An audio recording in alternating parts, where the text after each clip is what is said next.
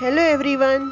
मित्रों, आपने अक्सर लोगों को बोलते हुए सुना होगा कि सब मोह माया है, लेकिन सत्य तो यह है कि इस तरह के शब्दों का प्रयोग करने वाले ही माया से परिचित नहीं होते।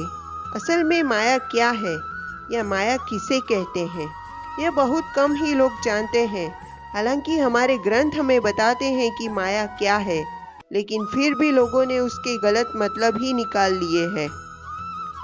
इसीलिए आज यह जानना और इसका प्रचार करना बेहद जरूरी है कि असलियत में माया क्या है। माया एक तरह से भ्रम है। माया भौतिक वस्तुएं हैं, पुत्र पुत्री या बैंक बैलेंस, जमीन जायदाद है, जिसे हम अपना मानते हैं, लेकिन वास्तविकता में सब यह मोह माया है। यह सब भ्रम है और मोह यानी इनको भोगने वाला लालच हमारे अंदर भरा हुआ है। लेकिन इसका मतलब यह नहीं कि हमें इन सब का इस सांसारिक जीवन में त्याग कर देना चाहिए, बल्कि हमें यह समझना चाहिए कि यह भौतिक वस्तुएं और सुख सुविधाएं पल भर के लिए होती है। अगर यह हमसे छीन जाए तो हमें दुखी नहीं होना चाहिए। यह तब होगा जब हम मोह और माया के बंधन को समझे और इसके पीछे ना भागे। आप जरा अपने आप को ही देख लीजिए। जब कोई बड़ी कामयाबी, बड़ा घर, खूब सारा पैसा, पुत्र पुत्री आदि जब आपको मिल जाता है तो आप कहते हैं कि सब भगवान ने दिया है। लेकिन जब यही सब चीजें आपके पास नहीं रहती तो आप कहते हैं कि भगवान, यह तूने क्या किया, मुझसे क्या भूल हुई, मुझसे यह सब क्यों छीन लिया। लेकिन यह सब चीजें भगवान ने ही आपको दी है और वह ले भी सकता है, और ऐसा भी हो सकता है आपको इसके बदले और ज्यादा दे दे। लेकिन आप नहीं मानेंगे। आप उस चीज की वजह से दुखी हो जाएंगे। तब आप यह सोचे कि जब आप इस धरती पर आए थे तब आपके पास कुछ नहीं था, और यह सब आपके साथ जाएगा भी नहीं। जाएंगे तो सिर्फ आपके किए हुए कर्म और आपका इस धरती पर दूसरों के प्रति प्रेम रूपी व्यवहार और आपकी महानता। दोस्तों, क्या होता है माया में डूबना? व्यक्ति जब अपनी इंद्रियों को नियंत्रित करने में पूरी तरह असमर्थ हो जाता है, तब उस समय लोग उसे कहते हैं कि वह इंसान पूरी तरह माया में उलझा हुआ है। मतलब यही है कि वह जिंदगी के मूल्य को भूलकर छोटी छोटी तुच्छता दिखा रहा है। अर्थात मनुष्य ऐसे कामों में, ऐसी चीजों की उत्पत्ति करने में फंस जाता है जो बिल्कुल भी स्थायी नहीं है। जब आप यह जानते हैं कि कोई चीज स्थायी नहीं है, तो आपको उसमें अपना मन नहीं लगाना चाहिए, बल्कि आपको उस पर ध्यान केंद्रित करना चाहिए जो सर्वज्ञ और सर्वथा है। जरा सोचिए, आप इतने सालों से, बचपन से लेकर अभी तक वही काम करते आ रहे हैं जो बाकी सब कर रहे हैं। हो सकता है कि आप ज्यादा या दूसरे लोग कम कर रहे हो।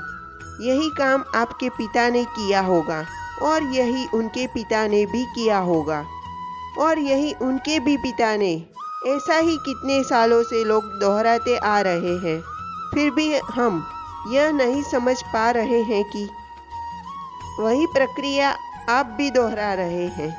जो लोग हजारों सालों से करते आ रहे हैं, अभी आप किसी माया रूपी चीज के पीछे पागल हैं। फिर यही करते करते आप किसी दिन मृत्यु को प्राप्त होंगे। फिर आपका बेटा या बेटी यही करते करते मृत्यु को प्राप्त होंगे, और यही हजारों वर्ष तक चलेगा। अब आप सोचिए, क्या भगवान ने आपको इसी काम को दोहराने के लिए भेजा है? जरा भागवत गीता के श्लोक को समझे। दैवी हेसा गुणमयी मम माया दुरत्यया मामेव ये प्रपद्यन्ते माया मेताम तरन्ति ते। इसका अर्थ है, गुणों से परिपूर्ण मेरी यह दिव्य माया अजेय है।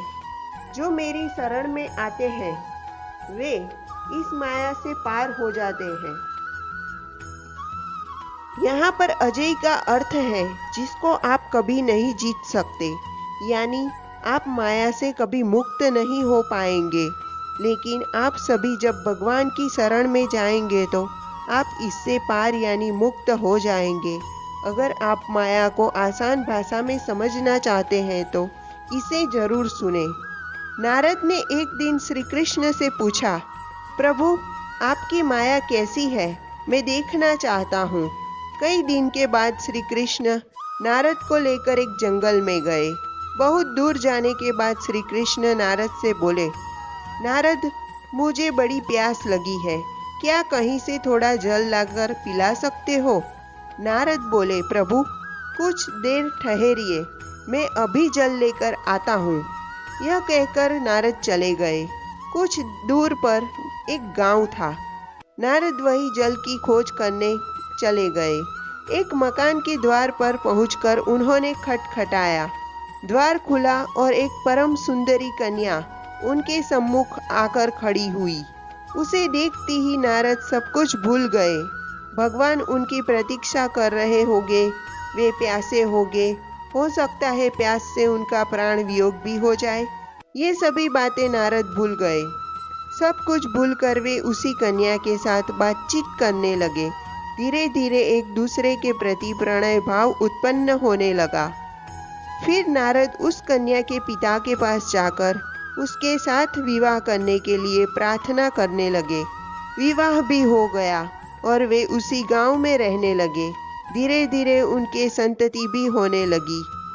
इसी तरह रहते रहते 12 वर्ष बीत गए। नारद के ससुर भी मर गए और उनकी संपत्ति के नारद उत्तराधिकारी हो गए। पुत्र, कलत्र, भूमि, पशु, संपत्ति, गृह आदि को लेकर नारद खूब स्वच्छंदता पूर्वक सुख से रहने लगे। अंत में उन्हें यह बोध होने लगा कि वे खूब सुखी है। इसी समय उस देश में बाढ़ आई। एक दिन रात के समय नदी दोनों तटों को तोड़कर बहने लगी और संपूर्ण गांव डूब गया। मकान सब गिरने लगे। मनुष्य, पशु, पक्षी सब बहकर डूबने लगे। नदी की धार में सभी कुछ बहने लगा। नारद को भी भागना पड़ा। एक हाथ से उन्होंने स्त्री को पकड़ा, दूसरे हाथ से 2 बच्चों को और एक बालक को कंधे पर बिठाकर उस भयंकर नदी को पार करने की चेष्टा करने लगे। कुछ दूर जाने के बाद ही लहरों का वेग बढ़ने लगा।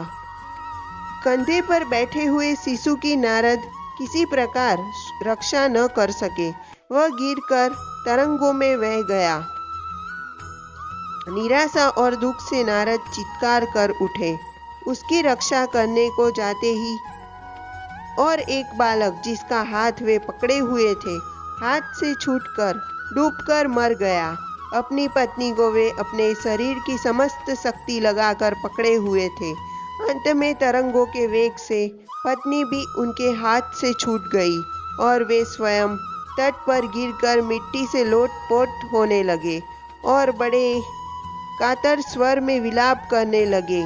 इसी समय मानो किसी ने उनकी पीठ पर कोमल हाथ रखकर कहा, वत्स कहाँ, जल कहाँ है? तुम जल लेने गए थे, मैं तुम्हारी प्रतीक्षा में हूँ।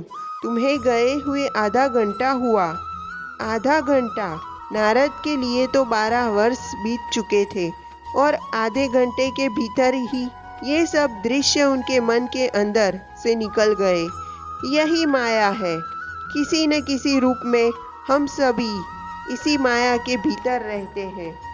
हर वह चीज जो तुमको अपनी तरफ खींचती है, आकर्षित करती है, आपके मन में उसको पाने के भाव बनाती है, वह सब माया है और उसका काम सिर्फ एक ही है, आपको आपके मूल मकसद से भटकाना, जिसके बाद ना तो आपको आपका मकसद प्राप्त होता है, ना ही उस चीज से संतुष्टि मिलती है जिसके आकर्षण की तरफ आप भाग रहे होते हो। यही तो माया है। दोस्तों, यदि आपको यह वीडियो पसंद आया हो तो वीडियो को लाइक, शेयर और चैनल को सब्सक्राइब जरूर कीजिएगा। Thank you so much.